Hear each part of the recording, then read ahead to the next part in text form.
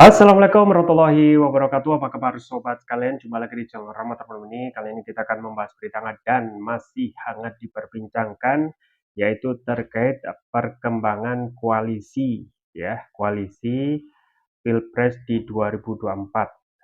Setelah koalisi perubahan untuk persatuan sudah dibentuk, ya, kemudian eh, koalisi Ganjar juga sudah terbentuk. Ternyata muncul yang baru untuk mengokohkan kepastian, ya, Gerindra dan juga PKB, yaitu Gerindra PKB sekaligus gabung menjadi satu koalisi dengan Golkar dan PAN, ya. Dan ini menarik, mengingat waktu pendaftaran baca pres itu tinggal sebentar, ya, harus segera menentukan arah apa namanya koalisi. Nah ini tentu saja akan menjadi pertanyaan gitu ya, what next? Apakah ini akan menjadi tiga secara resmi, yaitu koalisi Anies, koalisi Prabowo, dan koalisi apa namanya Ganjar, dan bagaimana kelanjutan koalisi ini sesuai dilansir oleh cnnindonesia.com. Langsung saja kita baca dan kita ulas. Jakarta, CNN Indonesia. Partai Golkar dan PAN sepakat bergabung dengan koalisi Gerindra dan PKB menghadapi pemilu 2024.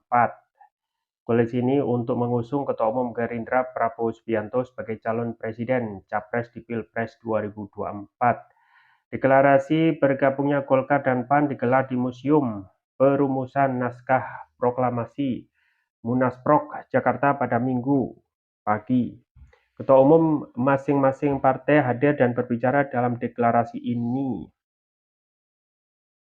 Ketua Umum Golkar, Erlangga Hartarto, menyatakan dukungan partainya terhadap Prabowo tak lepas dari sejarah kedekatan Menteri Pertahanan itu dengan Golkar. Kenapa Golkar menjatuhkan pilihan ke Prabowo? Tidak lain tidak bukan karena Letnan Jenderal Prabowo lahir dari rahim Partai Golkar. Ya. Oleh karena itu, beliau mengikuti berbagai kegiatan di Golkar dan karyanya tidak diragukan lagi. Ini egaliter, searah, setujuan dengan Golkar, Pak Prabowo, kata Erlangga dalam pidato deklarasinya. Sementara itu, Ketua Umum PAN Zulkifli Hasan resmi berharap dukungan PAN bersama partai-partai lain bisa mengantarkan Prabowo menjadi presiden terpilih di Pilpres 2024. Mudah-mudahan kita bersama PKB, Gerindra, Golkar, serta PAN dan teman-teman partai lainnya bisa menuntaskan. Februari 2024 insya Allah Pak Prabowo menjadi Presiden Indonesia, kata Zulkifli. Dukungan dari PAN dan Golkar ini makin menguatkan posisi Prabowo sebagai capres. Sebelumnya Prabowo hanya didukung oleh Gerindra dan PKB.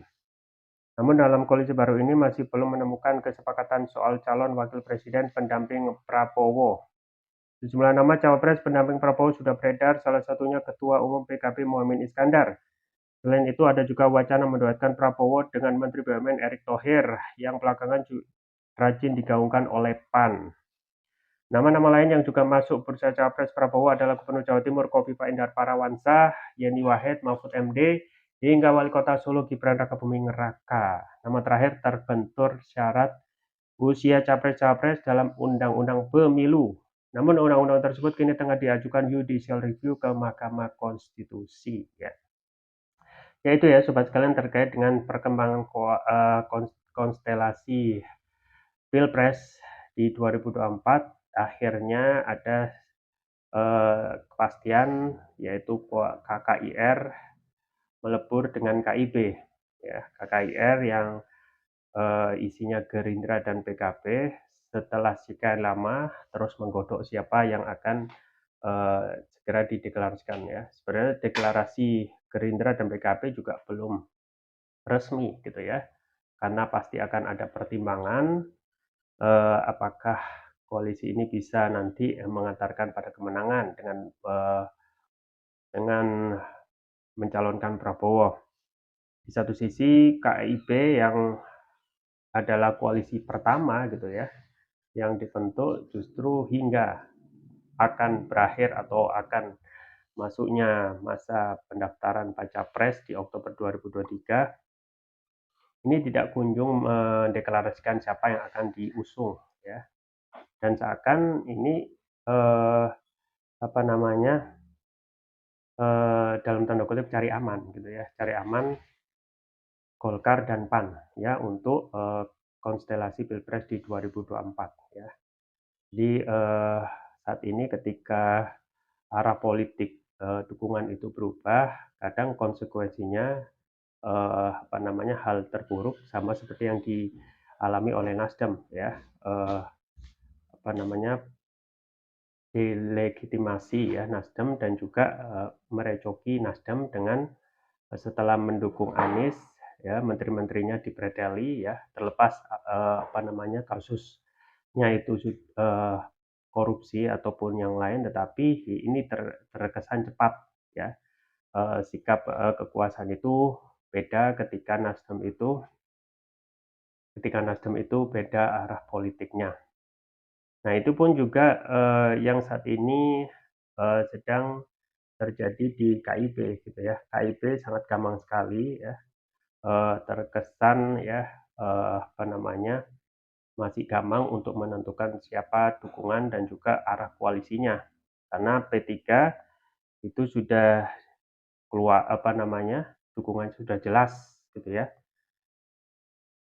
merapat ke PDIP dan juga dukungan ke Ganjar, ya tinggal 2 aja, Golkar dan juga PAN ya yang masih, undang-undi ya untuk, menentukan siapa yang ataupun arah politiknya.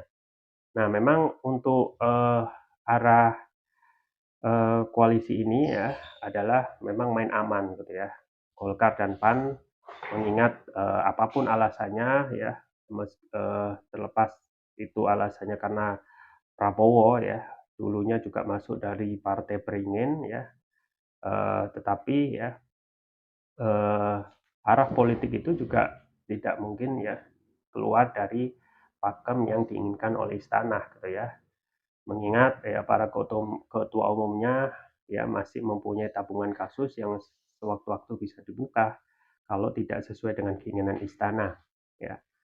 Nah, contohnya Nasdem ya, sudah, ada sikap yang berbeda dari kekuasaan ketika arah, eee, dukungannya ke oposisi, yaitu koalisi Anies. Nah, ini akan jadi, hal yang sama untuk Golkar yang ketua umumnya ya, masing-masingnya, eee, masih mempunyai tabungan kasus yang, kalau tidak mengikuti kekuasaan ya, maka akan dibuka dan dibongkar. Apalagi belakangan sebelumnya terjadi gonjang-ganjing internal Partai Golkar, konon katanya ya, diduga, Luhut ingin masuk jadi ketua umum ya. Nah, kemungkinan patut diduga ada deal-deal khusus ya, jalan tengahnya yaitu mendukung kepada, eee, koalisi Prabowo gitu ya. Koalisi Prabowo yang saat ini ya, juga, sangat gampang siapa yang akan, arah politik ke depan. Nah, jadi kalau ini resmi maka akan terjadi 3 blok gitu ya, blok Anies ya, blok Prabowo dan juga blok, Ganjar ya. Blok Anies sudah, mempunyai kekuatan yang mumpuni, Nasdem, Demokrat, dan PKS. Kemudian blok Ganjar hanya didukung oleh partai kecil dan partai yang tidak masuk parlemen yaitu, Perindo, Hanura ya. Dan saat ini yang kalau kita melihat, jumlah kursi, maka koalisi Prabowo ini yang paling besar, yaitu Golkar, PAN, Gerindra, termasuk juga PKB, ya. Jadi, untuk koalisi Anies gitu ya, ini, tidak punya pilihan lain ya, kecuali untuk terus menyolidkan ya koalisi agar, tidak, salah satu anggotanya keluar ya, kalau sudah keluar maka Anies tidak bisa nyapres. Karena, tidak ada pilihan lain ya, Golkar sudah bergabung dengan koalisi Prabowo ya, tidak mungkin juga gabung dengan, koalisi Ganjar. Yang ada adalah bagaimana memperkuat, mensolidkan koalisi untuk, ke depannya.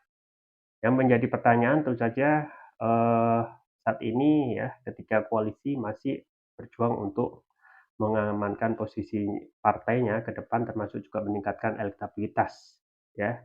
Yang menjadi pertanyaan juga ya, bagaimana dalam konstelasi ini jika nantinya ya, bagaimana nasib, partai koalisi Prabowo, koalisi Ganjar ini jika nanti Anies yang memenangkan konstelasi atau kontestasi Pilpres 2024. Apakah mereka akan jadi oposisi atau mereka akan ya partai-partai yang tergabung koalisi ini ya akan terbirit-birit untuk masuk dalam koalisi Anies. Kita tunggu saja ke depan dalam konstelasi yang panas dan menarik ini. Itu saja yang bisa saya sampaikan. Semoga bermanfaat. Jangan lupa like, share, dan subscribe. Sampai jumpa lagi. Wassalamualaikum warahmatullahi wabarakatuh.